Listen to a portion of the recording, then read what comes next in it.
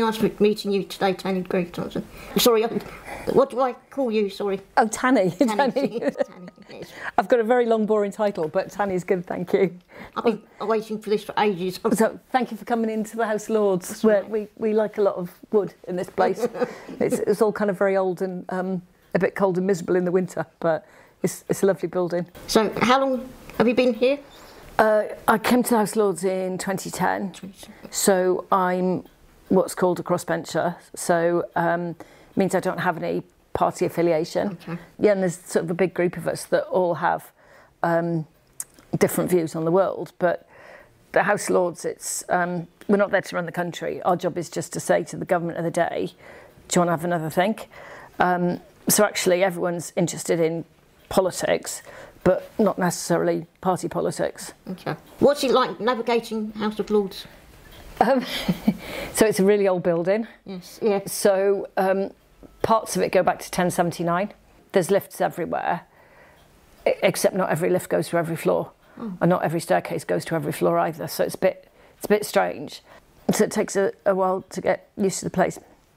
But they've tried really hard. So there's actually quite a lot of peers in the Lords that are disabled.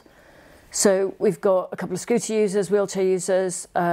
We've got deaf and hard of hearing. We've got visually impaired. We've got 2 people with guide dogs. So it's pretty well represented. So what they've tried to do is as much as they can. So actually all the lifts are built in the chimney stacks, but that means every single lift's a completely different size. What was it like at school?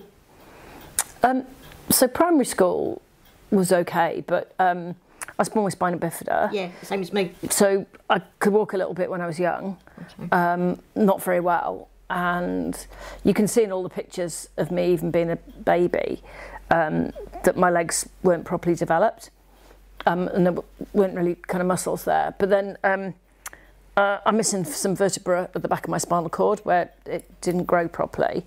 And then as I grew up, my spine started collapsing. So my vertebra severed my spinal cord and paralysed me, but didn't miss a day of school. It happened really slowly. I just struggled to do stuff, and so I think by the time I was about 7, I was using a wheelchair. So in some ways that was okay because that got me into mainstream local primary school. And then when I was due to go to high school, because I've got an older sister, I thought I was going to go to the same school as her. And then the head teacher wrote to my parents and said that, you know, we don't take people like Tanni at our school. Like for me, the local special school they would have sent me to, they didn't teach you anything. You weren't really allowed to do exams. They just wrote you off and decided that, you know, you had no value. So for me, getting into mainstream school made a big difference to my life. So I'm really interested. So we're a really similar age. Yes. What was your experience of growing up with spina bifida? Well, I went to a special school from 3 till 17. It was like all through school, and it was brilliant. I really enjoyed my school. It's in Chislehurst. So there were lots of other disabled children with similar impairments. Yeah. It was cerebral palsy. I got spina bifida, and then epilepsy. Yeah, everybody. Yeah. Yeah. And so, how did people treat you? Like, did they treat you one way in school and another way outside school? Yes, yeah. But it was all nice though. It was all nice. So did you experience much discrimination growing up? Not really, no. That's really good. Yeah. I think a lot of disabled people, especially being disabled since a child, do grow up experiencing quite a lot of discrimination. My sister used to pick on me, but no, I love her now. She loves me. But that's a sister thing. Exactly. Yeah. Yeah, I've got an older sister, and like we can say stuff to each other that nobody else could say. No, we love each other now. So yeah. Oh yeah, what challenges have you had being a mother with being disabled? So, the challenges of being a mother and disabled. So right from becoming pregnant, people told me, you know, that people like you shouldn't be allowed to have children. So my response to that is, what, Welsh people? It's quite funny. Yeah, one of the first doctors I saw told me I should have a termination because it was going to be really difficult to have a baby. And so I do remember being about 8 months pregnant in Cardiff and somebody stopped him in the street and like poke him in the stomach and said, "Are you pregnant?" Yes, it was massive. and again saying, you know, people like you shouldn't have children. So the challenge is that a lot of it's attitudes, and dealing with that, and then there's the challenges of just being a mum, which have nothing to do with me being a wheelchair user. So my daughter, from like a really young age, learnt to sit on my knee and balance. So you could kind of push round and she'd just stay on my knee, and that was all fine. But then if she also learnt at quite a young age that I couldn't do stairs. So if she didn't want to leave the house with us, she'd run up the stairs and sit on the stairs and basically go, you can't get me. Coming back to what people said, I remember being in a supermarket and she'd been a nightmare, so I put her in the trolley. So I was pushing her towards things and she was taking things off the shelf and pushing her back to the middle. And then someone said, I can't believe you had a child just to help you. And it's like, no, I didn't have a child to be my carer. So it's kind of really weird because there's people who think that, yeah, you shouldn't have children. Or I think now she's sort of an adult, people sometimes talk to her, not me. Yes. And that's really kind of quite funny that they'll say, is she all right? So that's a bit weird. So I think I'm just really proud she still talks to me. So but it's not easy being a mum, whether you're disabled or not. But if you're disabled, there's all these layers of complexity that people just have a bad attitude about. Exactly. What would you say to your younger self? Probably don't have rows with as many people. Okay. I feel very passionate about access and about how young people are developed through sport, and if they're trying to get on the pathway to get to elite level, how they're treated. So I get really angry when athletes aren't treated very well. But I'd probably say to my younger self, you know, just don't limit what you think you can achieve. So I've always been lucky. I've had like good training partners or good people around me that have helped me be the best I can. It's the same my granddad had, which was aim high even if hit a cabbage. Well, we've no idea what it means, but the aim high bit's really important. Yeah, I think growing up there were lots of people who assumed there were things that I couldn't do. And I was lucky my parents supported me just ignoring that. So yeah, I'd probably say to myself, you know, just keep believing. What's your favourite Paralympic moment? Oh, that's hard. Probably David Weir winning the 1500 in London, which was amazing. So he won 4 gold medals at the 2012 Paralympics. Yours, I'm talking about yours. Oh, mine. Oh, right. Oh, that's even harder. Winning the 100 metres in Athens. It's my 5th games, final games. I knew I was going to retire, that I wasn't going to do Beijing. And that was quite emotive, that I knew that was it pretty much for my career. And then I completely messed up the 800. So, which was my strongest event. So coming back and winning the 100 metres was really emotional. And yeah, and I had lots of friends and family there. So that was lovely.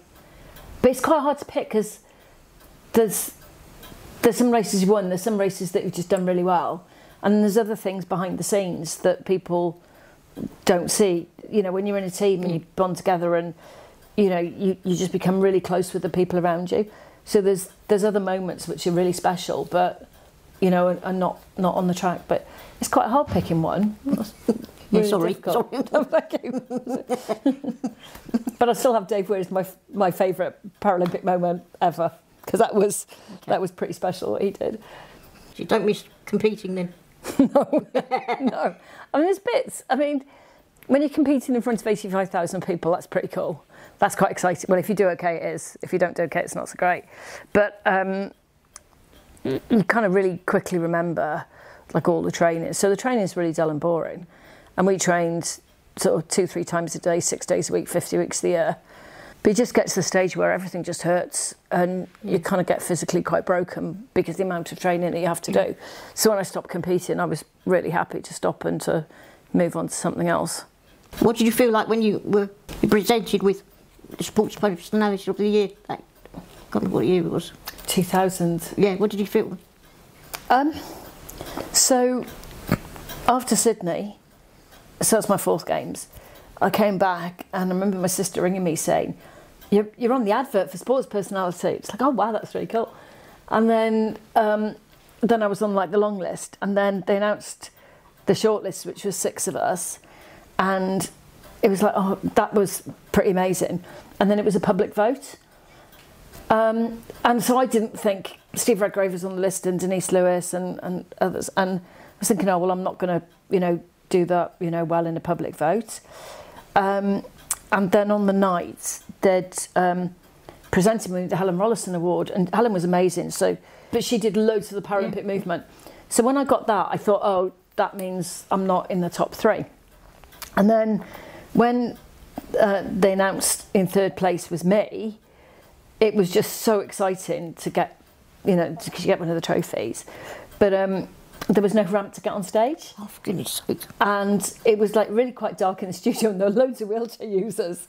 And you can see them frantically looking, where is she? And it was all a bit strange and a bit awkward. And so they sort of came down into the audience and gave me my trophy. And then afterwards, I had all these different athletes kind of apologising to me, saying, oh, like, we didn't know if you'd chosen not to go on stage, or like, why weren't you on stage? Or, and then afterwards, someone quite high up in the BBC came up to me and found me and said, look, we're really sorry, we just forgot to put a ramp. So they had a lot of complaints, and, they changed a lot of things on the back of that. And it was, at the time, just a genuine mistake. But I was kind of quite proud of the impact that it had, and how many people thought it was bad and rang up and complained. So it's pretty amazing to get one of the trophies as an athlete. Yeah, well done. I mean, they are beautiful.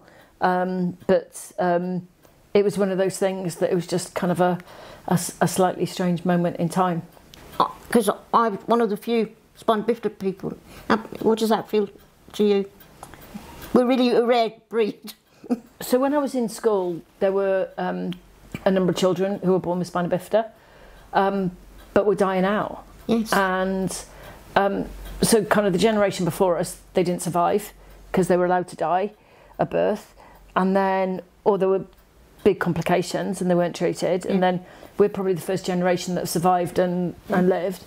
And then because of folic acid and termination, then, children with spina bifida are not making it through. So, we're actually quite a big rarity. There's, we're sort of a dying breed. But it comes back to that really negative attitude around disabled people.